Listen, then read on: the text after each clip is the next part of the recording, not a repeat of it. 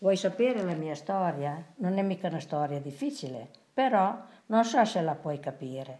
Quando sono nata io non c'era mica la luce elettrica e tutti quei fili per aria, con cui legate tutto.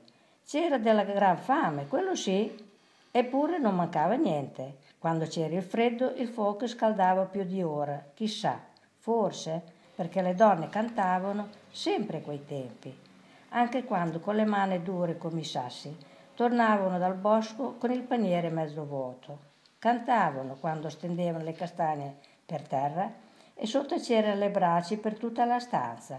Cantavano, vedi, il fuoco serviva anche a sfamarti, ma dovevi esserci.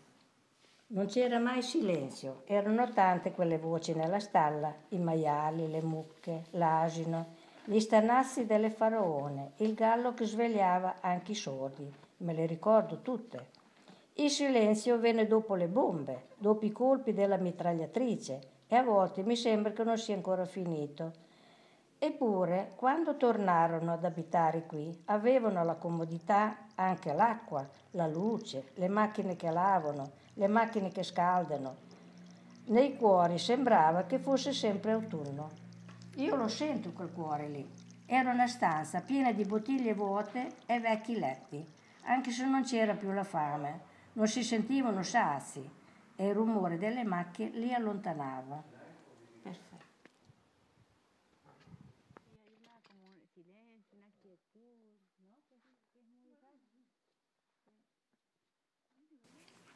La mia storia non è mica una storia difficile. Quando ero giovane e importante, un conte mi donò alla sua amante, che non era sua moglie, che non era nessuno, eppure ci sapeva fare, perché a quei tempi le donne mica diventavano signore per niente.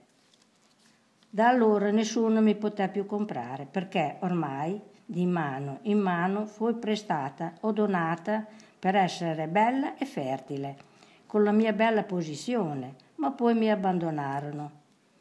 Eppure io appartengo solo a quella terra. La terra mi ha creata per essere un riparo, un giaciglio, una porta per voi.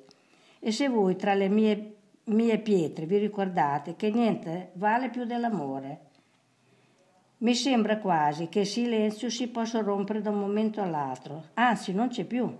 Prova a mettere le mani su questo muro, non senti cantare?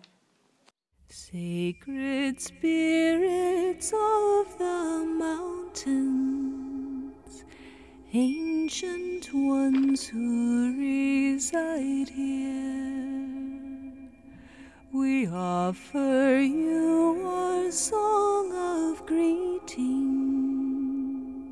so that our way may be clear.